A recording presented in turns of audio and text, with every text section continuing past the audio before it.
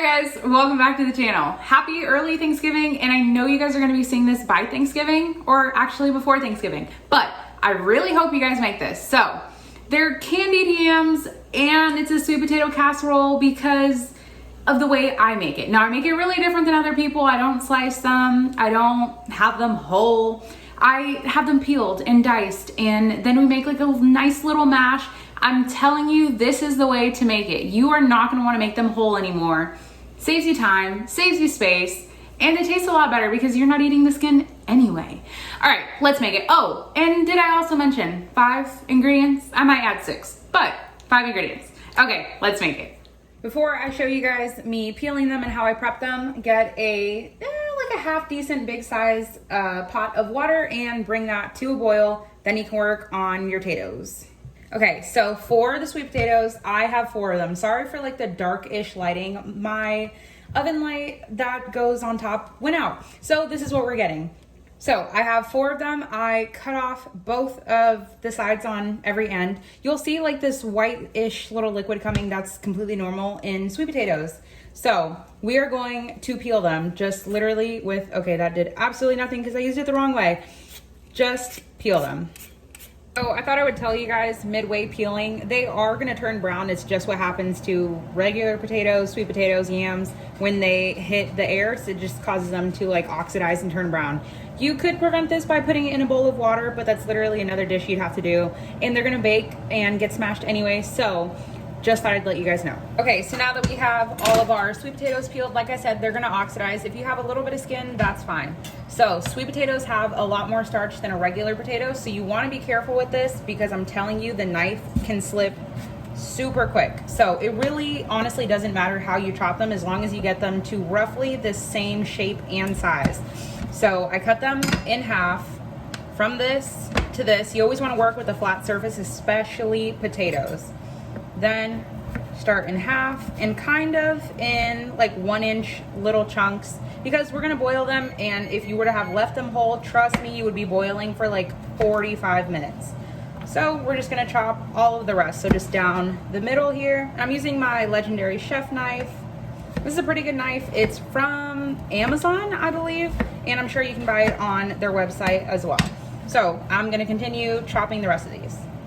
Okay, so as I'm chopping the 2 pretty big ones, thought I'd let you guys know, literally put your knife in, make sure it's safely secured, and just kind of press down.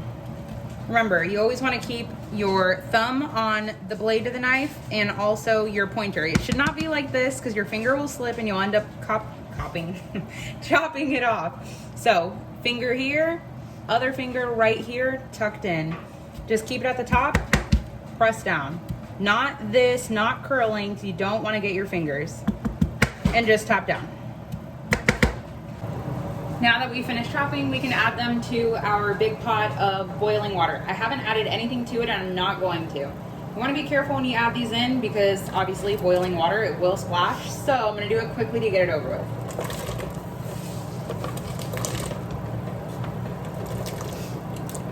Then of course, because of the starch in the potatoes, you want to give it a mix, and we're going to let this boil without a lid for about 25 minutes.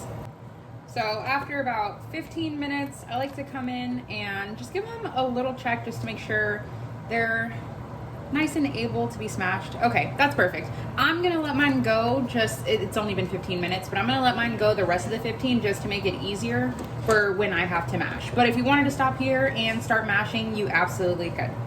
Now they've officially been boiling for 30 minutes. I'm going to drain off all the water. You could save this if you wanted for like a soup broth, vegetable, whatever. You would have like enhanced flavory water, but I'm just gonna dump mine. So now that I have all of these drained, I'm gonna add 1 tablespoon of butter per sweet potato. So this is 4 tablespoons of butter, and it was already softened on the counter, but of course it's just gonna continue melting, and I have no heat right now because everything is already super hot. In fact, I'm gonna grab my little oven mitt just so I can hold the side of the pot, and we're just gonna wanna smash these. So I told you guys it was different, and that's kind of why I call it a sweet potato casserole, because when I think casserole, I think scooping something out of like, well, a casserole pan. And that's just the way I like to eat them. I didn't grow up eating them this way, but I saw somebody do it and I'm like, why would I eat it any other way? Because this way you don't have to deal with the skin.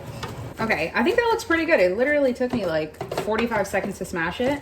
That's also another benefit of cooking it in boiling water.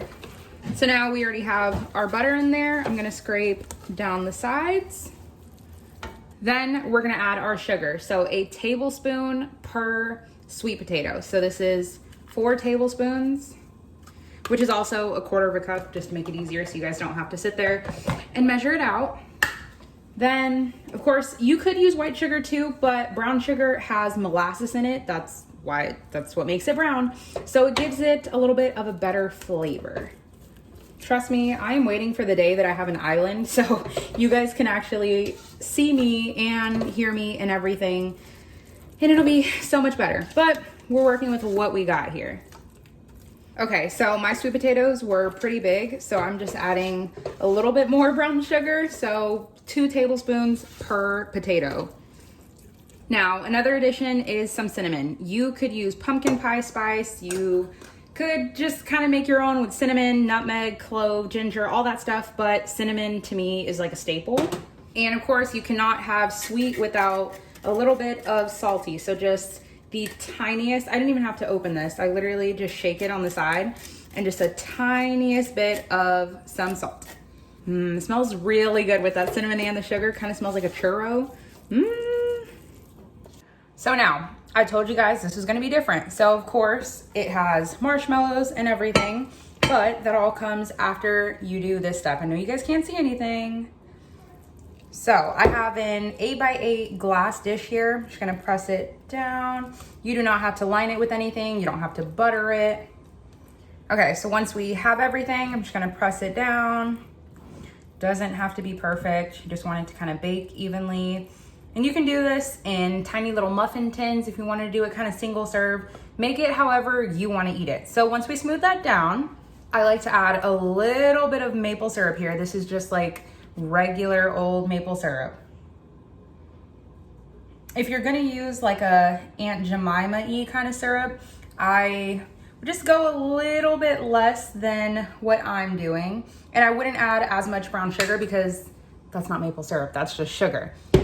So then we can add our marshmallows. These are just like the jet puffed ones that are like big. I'm gonna line mine because I'm extra, but you could just toss them on.